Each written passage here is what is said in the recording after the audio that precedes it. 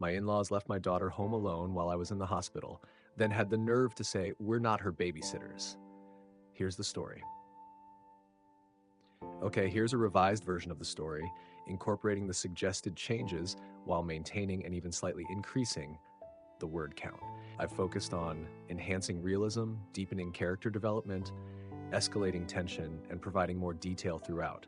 I've avoided the reconciliation ending as it would be too problematic given the severity of the in-laws' actions. Revised story with expanded details and nuances. So here's the deal. I, 35F, have a daughter, Lily, 12F. My husband, Mark, 38M, he has a family. And let me tell you, they're a lot. Mark's parents, Brenda and Gary, are those people who think they know everything about everything, especially when it comes to parenting. They've always had this air about them, like they're subtly judging every parenting choice we make. It's exhausting. Last week, I had to go into the hospital for an emergency appendectomy. Not fun, not one bit. The pain was excruciating, like nothing I'd ever felt. Mark, bless his cotton socks, was a complete mess. He was running back and forth, his face pale and drawn, trying to juggle work, Lily, and visiting me in the sterile, antiseptic-smelling hospital room. We decided, after a long, hesitant discussion, that it made sense for Lily to stay with Brenda and Gary for a few days, just to take the pressure off. I mean, they're her grandparents, right? What could possibly go wrong? Oh, sweet summer child, I was so wrong. I woke up from surgery groggy, disoriented, and in a lot of pain. The room swam in and out of focus, the harsh fluorescent lights buzzing overhead. Mark was there, sitting beside my bed, looking like he hadn't slept in days. He had dark circles under his eyes, and his usually neat hair was sticking up at odd angles. He looked defeated. "How's Lily?" I asked, my voice a croak, thick with the lingering effects of anesthesia. "She's fine," he said, but he wouldn't meet my eyes. He fidgeted with the hospital blanket, smoothing it unnecessarily. A knot of dread formed in my stomach. "Mark, what's wrong?" I asked, my voice sharper now, adrenaline starting to cut through the fog. He hesitated, took a deep breath, and then blurted out, "Mom and Dad, they went to Atlantic City." My brain short-circuited. The words didn't compute. "They? What?" "They said they needed a break, a little getaway," he mumbled, quoting them with air quotes and a grimace. "They left Lily at home." "Alone?" I screeched, ignoring the searing, white-hot pain in my abdomen. I tried to sit up, but a wave of nausea forced me back down. "They left my 12-year-old daughter home alone? They said she's mature for her age," Mark mumbled, his voice barely a whisper. He looked utterly ashamed. And they left her with the neighbors, Mrs. Henderson's number, just in case." I saw red, pure blinding rage. "Mature for her age? She's 12. She still believes in the tooth fairy, for God's sake. She's a child. They left her alone in an empty house with nothing but a stranger's phone number? What if there was an emergency? What if she got scared in the middle of the night? What if someone tried to break in? What if? My voice trailed off, choked with fear and fury. Mark just shrugged, a helpless, defeated gesture. "They said it was only for a few hours. They swore they'd be back by dinner." A few hours? They went to Atlantic City. That's a 3-hour drive each way, minimum, assuming no traffic, which is a joke on a weekend. They were gone all day. All day, Mark. I was practically hyperventilating, the pain in my abdomen a distant second to the overwhelming terror for my daughter. I grabbed my phone, my hands shaking so badly I could barely dial. I called Lily, my heart pounding in my chest. "Mom? Hi!" Lily's voice, usually bright and bubbly, sounded small and strained. She was clearly trying to sound okay. "Honey, are you all right? Are you alone?" I asked, trying to keep my voice calm, even though I felt anything but. "Yeah, I'm fine," she said. "I just watched some TV and ordered a pizza. Pepperoni, like you said I could." A small detail, but it highlighted her attempt to follow the rules, even when abandoned. "Did you go outside? Did anyone come over? Did you talk to anyone?" I asked, a barrage of questions spilling out. "No," she said, her voice even smaller now. "I stayed inside, like you always tell me." "Honey, I'm so sorry," I said, tears welling up in my eyes, blurring my vision. "Grandma and Grandpa made a really bad decision. A terrible one." "It's okay," she said, but I could hear the tremor in her voice, the slight waver that betrayed her fear. She was trying so hard to be brave, and it broke my heart. I hung up and looked at Mark, my gaze unwavering. "You need to call them, right now. And you need to tell them, in no uncertain terms, that they are never ever to do that again. Do you understand me? He nodded, his face pale. He made the call, putting it on speakerphone. The conversation was explosive. I could hear Brenda's voice, all high-pitched indignation and defensiveness, even from across the room. We needed a break. We're not babysitters. We're entitled to a little time to ourselves. You left my daughter alone. She's 12. Mark yelled, his voice cracking. I was surprised and, yes, a little proud that he was actually raising his voice. It was a start. She's fine, isn't she? Perfectly fine. You're making a mountain out of a molehill. She's very mature, always has been. Brenda's voice dripped with condescension. You put her in danger. You're lucky, incredibly lucky, that nothing happened.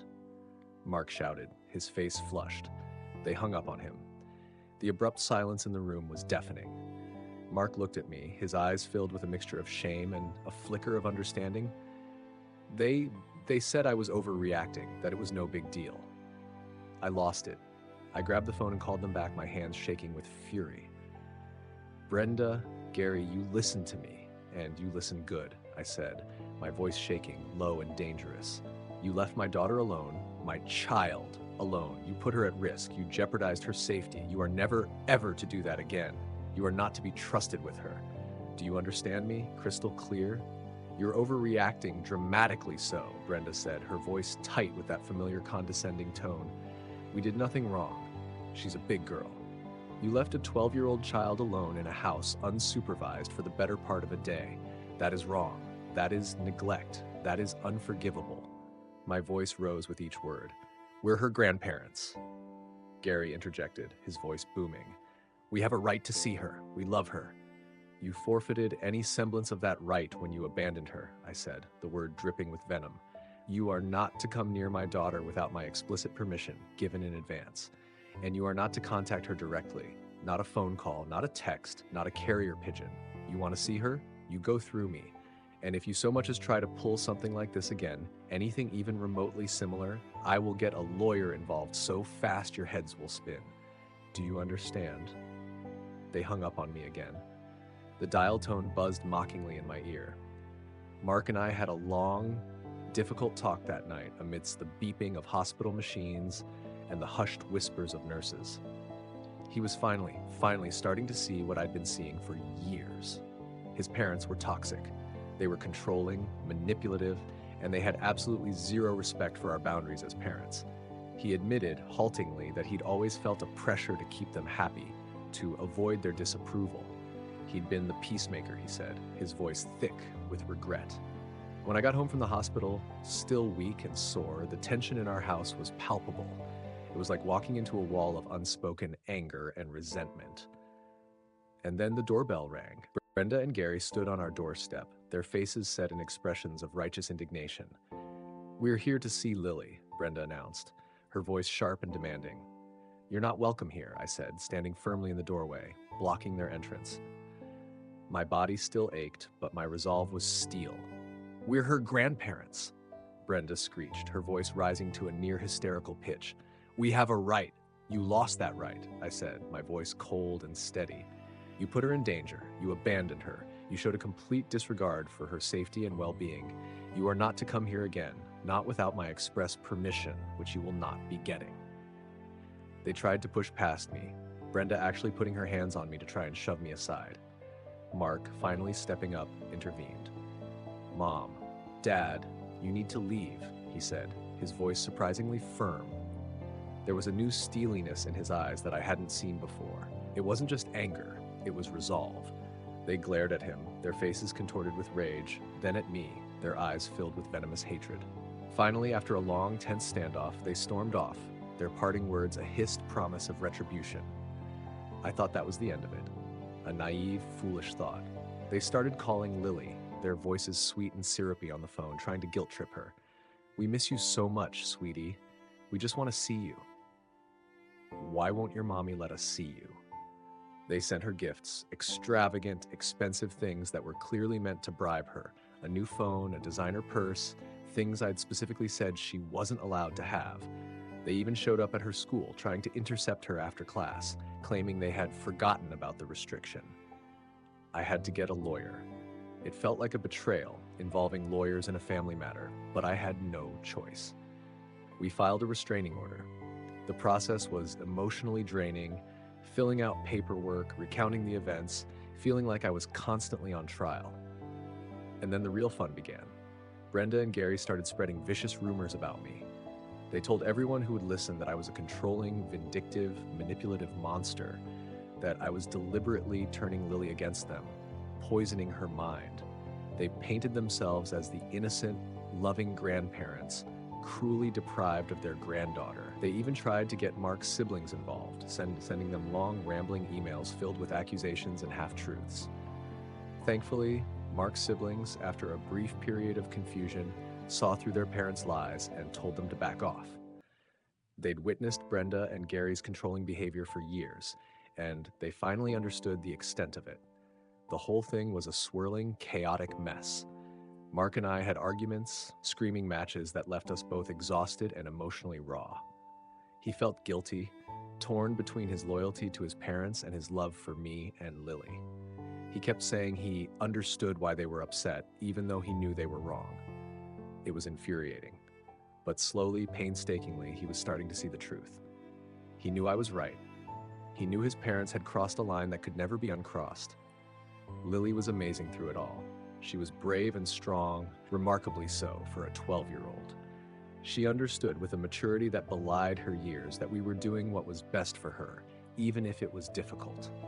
She saw the strain on our faces, the worry in our eyes, and she offered us comfort, a quiet strength that was both inspiring and heartbreaking.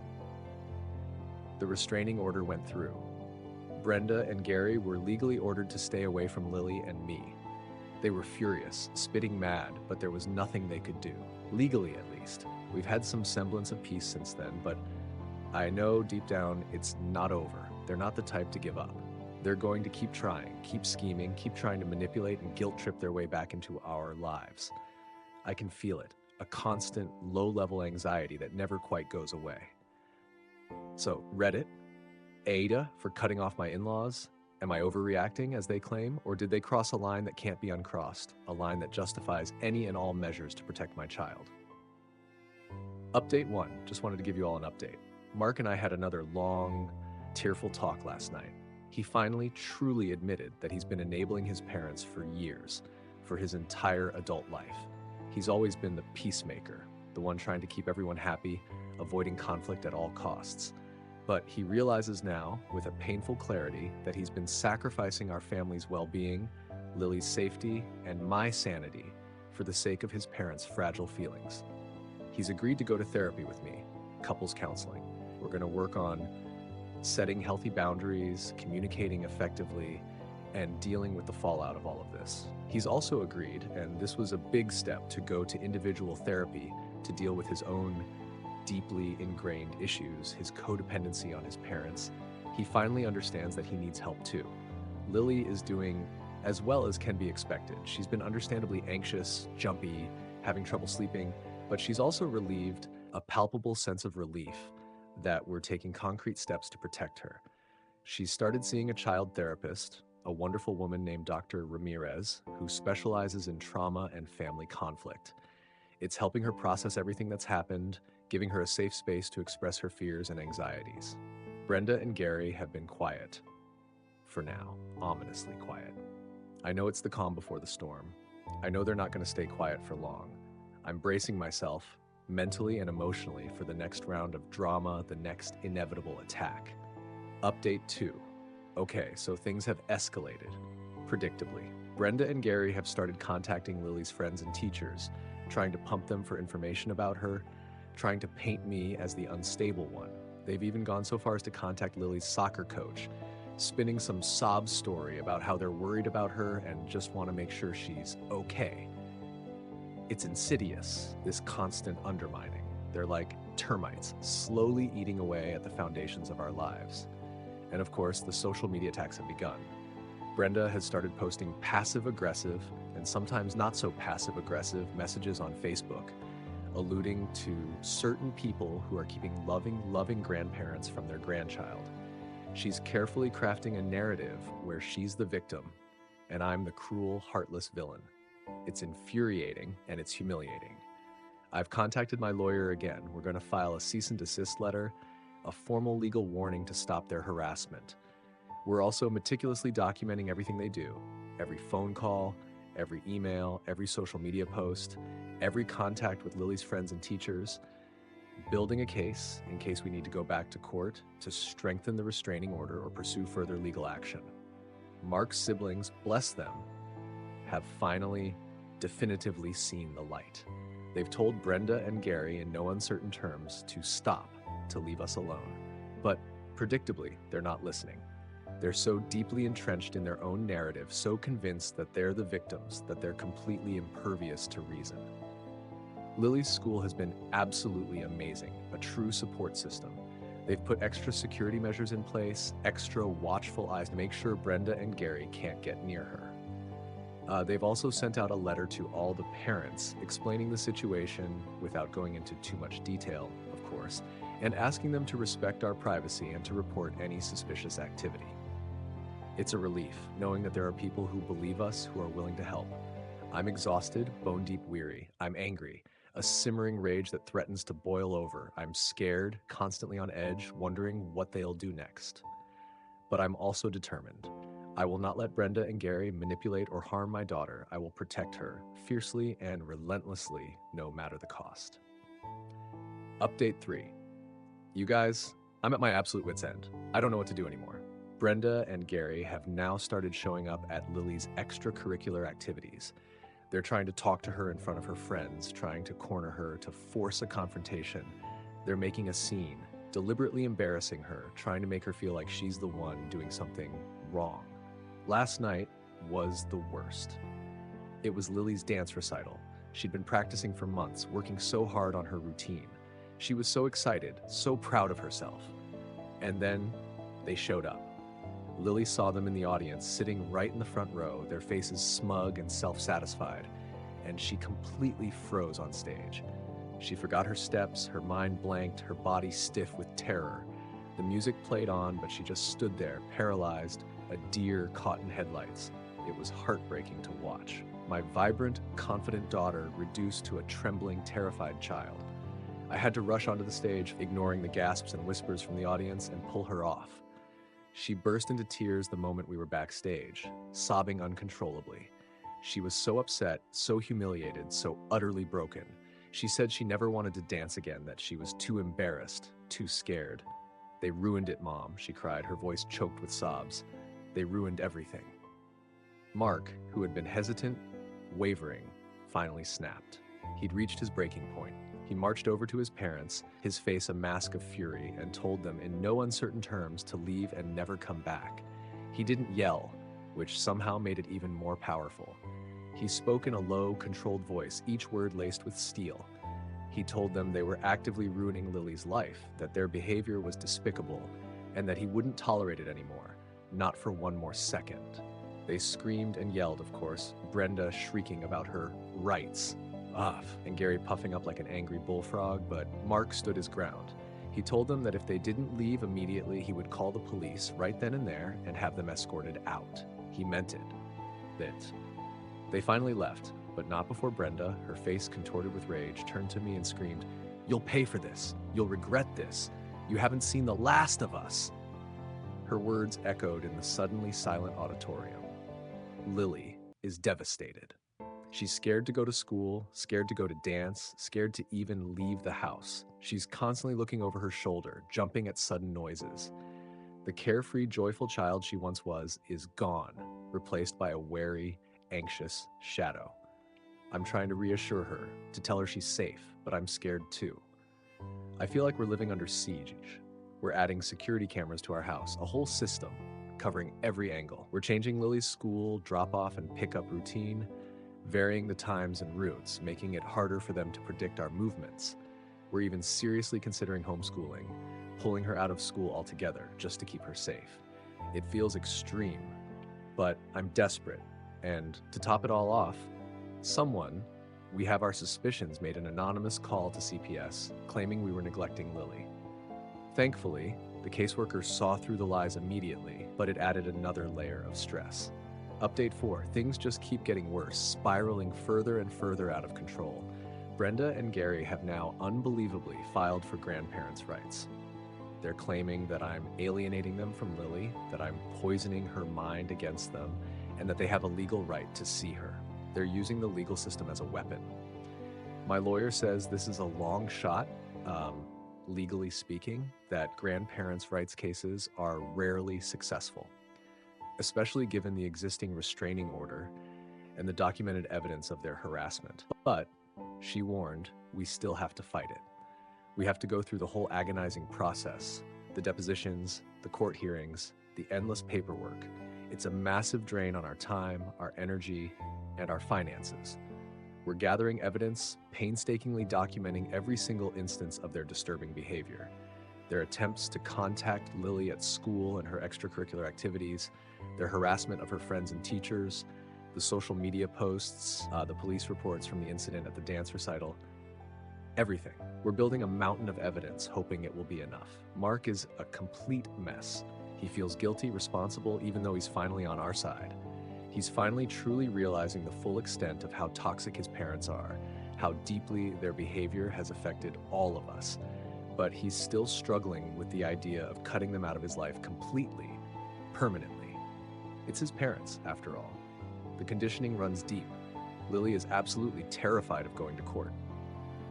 She doesn't want to see her grandparents, not ever again. She doesn't want to talk about them, to relive the trauma. She just wants them to disappear, to leave her alone, to let her live her life in peace.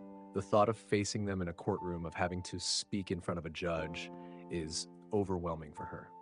We've started family therapy, all three of us, to help us cope with the immense stress of the situation. Our therapist, Dr. Lee, is helping us set boundaries, communicate effectively, or as effectively as possible under the circumstances, and process the trauma we've all experienced. It's helping, slowly, but it's a long, arduous process. I'm exhausted, overwhelmed, emotionally drained. I feel like I'm fighting a losing battle, like I'm constantly swimming against a powerful current, struggling to keep my head above water. Update 5. The court hearing for grandparents' rights was an unmitigated disaster. Brenda and Gary's lawyer, a slick, shark-like man in an expensive suit, painted me as a manipulative, controlling, vindictive monster, a woman obsessed with keeping her daughter away from her loving, doting grandparents. He presented carefully selected text messages, taken completely out of context, and social media posts, twisted and distorted to make me look like the villain. They completely, utterly ignored the fact that they left a 12-year-old child alone, unsupervised, for the better part of a day. They glossed over the fact that they harassed Lily at her school and extracurricular activities, causing her significant emotional distress. They dismissed the restraining order as a minor misunderstanding. They lied, they manipulated, they played the victim card with masterful skill. Lily had to testify. She was terrified, trembling like a leaf, but she was also incredibly brave. She spoke clearly and honestly, her voice small but firm. She told the judge how scared she was of her grandparents, how they made her feel uncomfortable, unsafe, and constantly anxious. She said, her voice breaking, that she just wanted them to leave her alone, to let her live her life. The judge, a stern-looking man with a weary expression, was skeptical. He seemed to think that I was overreacting, that Brenda and Gary were just well-meaning, slightly overzealous grandparents who simply wanted to see their granddaughter. He said he would take everything into consideration and make a decision in a few weeks. He ordered a court-appointed psychologist, Dr. Evans, to evaluate Lily and make a recommendation. I'm sick to my stomach. I feel like I'm going to lose, that the system is going to fail my daughter. I feel like all our efforts, all our fighting have been for nothing. Update 6. The judge ruled in favor of Brenda and Gary. He granted them supervised visits with Lily. 1 hour once a month at a neutral location, a sterile, depressing room at the courthouse. I'm devastated. Utterly.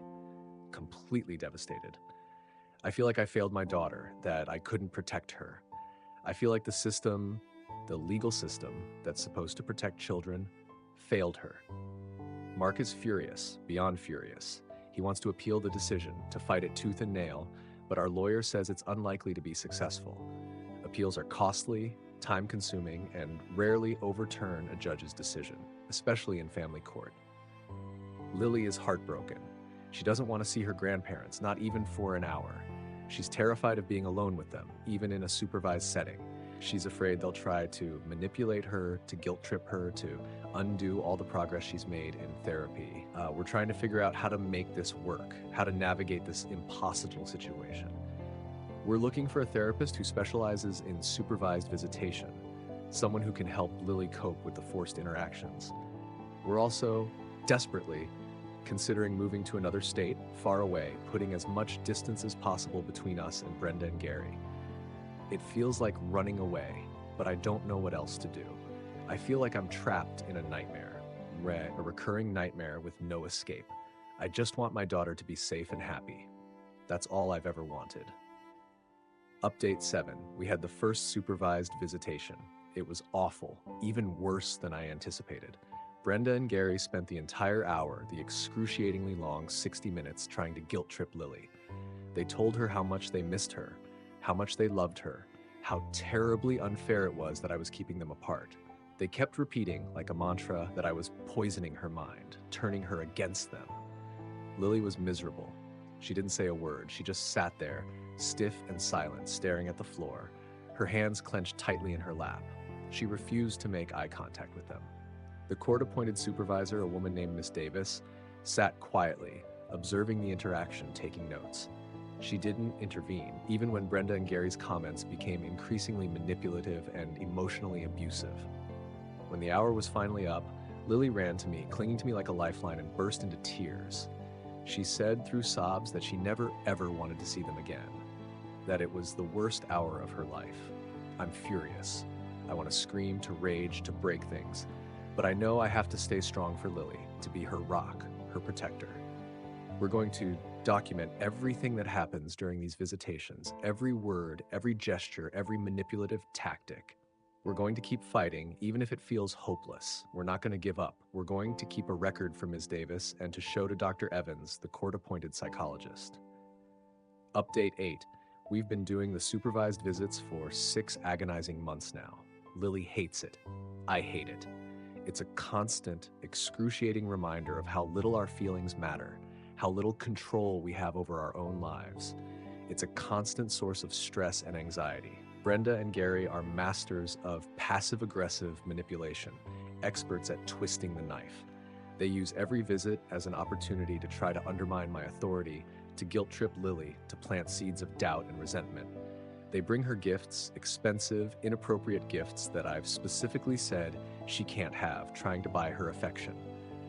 They talk constantly about the good old days before I came along and ruined everything, painting a rosy, distorted picture of a past that never existed. Mark is still struggling, caught in the middle, but he's also seeing with increasing clarity how much damage his parents are doing to Lily, how much they're hurting her. He's finally truly starting to understand that he can't have a relationship with them without sacrificing his relationship with his daughter, without jeopardizing her well-being. He's attending his individual therapy sessions regularly, working through his own issues, his own ingrained patterns of behavior. We've started seriously exploring the idea of emancipation for Lily. It's a long shot, a very long shot, but it feels like our only remaining hope of giving her some control, some agency over her own life. It's a drastic measure, but we're desperate. Update 9. We filed for emancipation. It was a terrifying, leap of faith decision. The court date is set for next month. Brenda and Gary are predictably furious. They're threatening to fight us every step of the way, to drag us through the mud, to make our lives even more of a living hell. They're claiming that Lily is being manipulated, that she's too young to make such a decision, that she doesn't know what's best for her. They're hiring their own experts, their own psychologists, to try and prove that Lily is unstable and under my undue influence. Lily is scared, understandably, but she's also determined. She wants to testify. She wants to tell the judge, in her own words, how her grandparents have made her feel, how they've terrorized her, how they've stolen her peace of mind. She wants to be free. Mark and I are a wreck, a complete and utter mess. We're exhausted, stressed, terrified, and constantly on edge. But we're also hopeful. clinging to a fragile hope that the judge will see the truth, that he'll see through Brenda and Gary's lies and manipulations, and that he'll grant Lily the freedom she so desperately deserves. We're putting all our faith in the legal system, praying that this time, it won't fail us. Update 10. Lily won her emancipation case. The judge, a different judge this time, a woman with kind eyes and a firm voice, ruled that Lily was mature enough to make her own decisions, that she had a clear understanding of the situation, and that her best interests were served by granting her emancipation. She cited the documented evidence of harassment, the testimony of Dr. Evans, who concluded that Lily was suffering from significant anxiety and emotional distress due to her grandparents' behavior, and Lily's own compelling testimony. Brenda and Gary were devastated.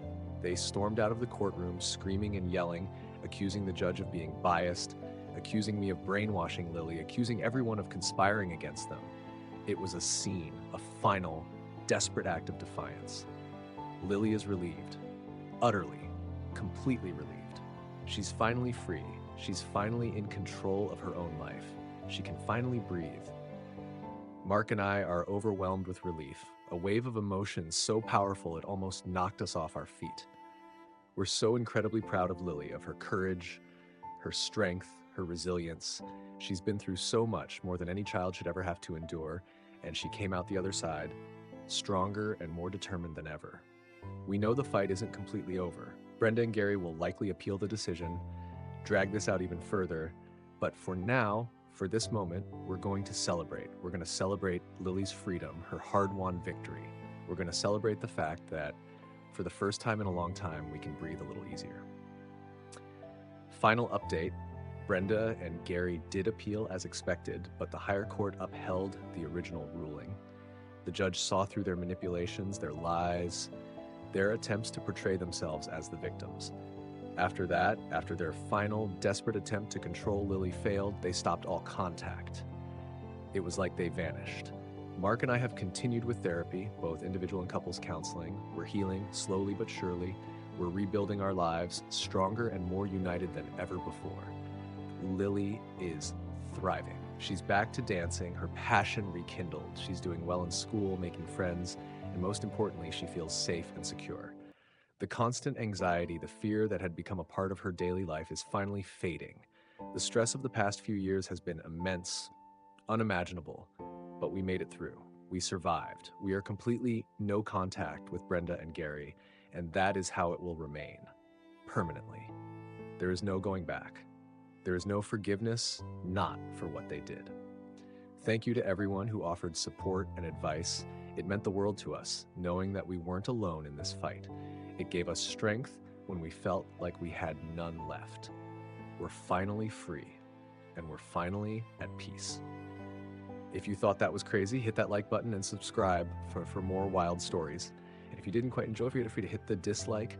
Your feedback means a lot. Drop a comment below and let me know what you think, or share your own experiences. And don't forget to check out my other videos for more insane tales. Thanks for watching, and I'll see you in the next one.